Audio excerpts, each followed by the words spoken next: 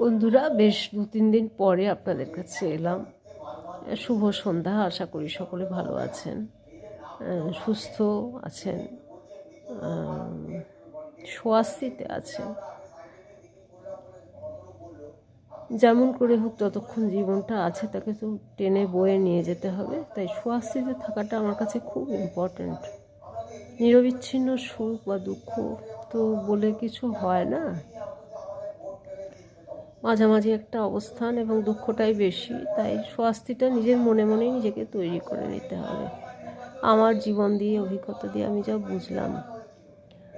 আচ্ছা, যাই হোক, যেটা তাও আবার দেখছি যে নিউজিল্যান্ডে 25 লক্ষ টাকা একটা মেশিনে চড়ে মানে বেদনাহীন, কোনো ব্যথা যন্ত্রণাহীন মৃত্যু হবে। 25 লাখ টাকা দিয়ে মরতে যেতে হবে সুইজারল্যান্ডে আমি ঘুরে এসেছি। খুবই সুন্দর, খুব অল্প জনসংখ্যার, পরিষ্কার পরিচ্ছন্ন দেশ, হাই কস্ট অফ লিভিং। কিন্তু তখন তো এই বিষয়টা জানা ছিল না। যাই হোক, তো বলছি যে যেটা বলছিলাম যে আজকে একটা প্রকল্প ঘোষণা করেছেন প্রধানমন্ত্রী, 22,000 কত কোটি টাকার, কি যে ভুলে গেলাম, কি প্রকল্প, কিছুটা সড়কের মানে যোগাযোগ রাস্তার ব্যাপারে বা কিছু একটা কি হবে। মানে আমি ভাবছি যে টাকার অঙ্কটা, এত টাকা কি লাগে?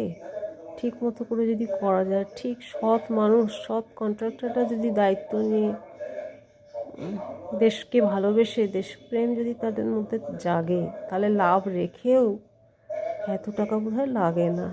আর জনগণের বেলা সেই 3,000 টাকা, 1,500 টাকা, আমাকে ভোট দাও তাহলে আমি তোমার 3,000 টাকা দেবো, 1 কোটি বলছে আমার ভোট দাও, আমি 10 টাকা বেশি দেবো, 50 টাকা বেশি।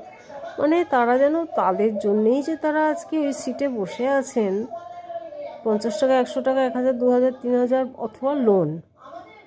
আধার কার্ড থাকলেই 90,000 টাকা, তারপরে জানলাম সেটা লোন। জনগণের জন্য 3,000 বা লোন।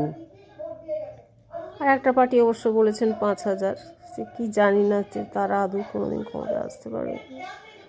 কিন্তু 22,000 এত কোটি টাকার প্রকল্প দেওয়ার থেকে সারা দেশে যারা আনএমপ্লয়েড আছেন তাদের হাতে ওই প্রকল্প থেকে কি টাকা বাঁচিয়ে 15,000 করে মাসে দেওয়া যায় না?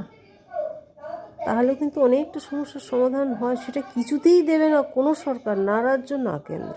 3,000, 1,500, 2,000, এইটার একটা প্রোটেস্ট হওয়া দরকার। রাঘব চাড্ডাকে বলছি, আপনি এই ব্যাপারটাও তুলুন।